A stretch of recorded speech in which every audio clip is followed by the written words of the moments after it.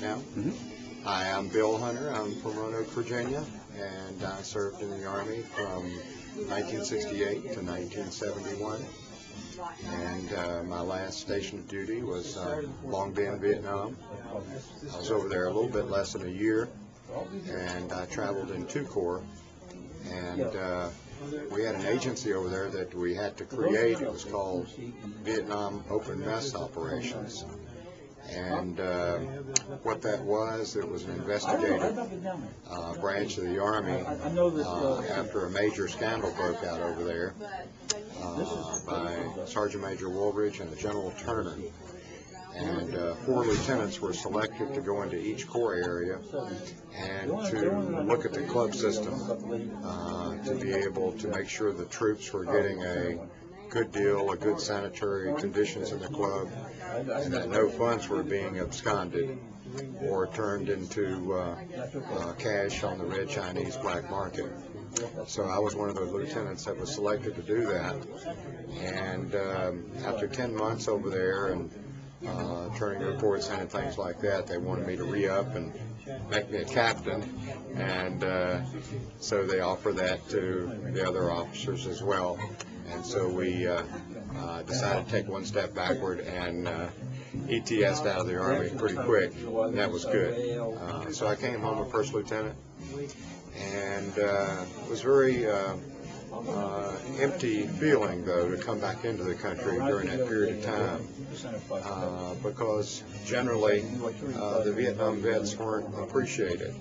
And there's a good article in today's Roanoke Times about that, where the country's starting now, 2009, to understand what happened during that period of time and to thank the vets. And so I'm so thankful for that, and I praise the Lord for it. So I had a good experience in the Army. I think every young person ought to have some type of time in community or civil service or armed service. I think the Israeli people have that right. They have 2 years of service, and for their young people, whether it be in their armed forces or whether it be in civil service, I think that's a really good thing.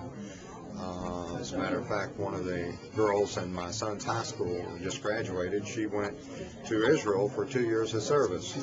I think that's great.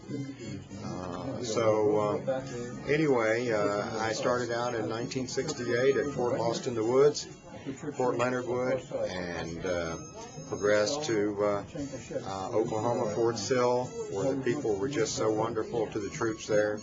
On one side of town, you had the impact zone where we had a lot of fun.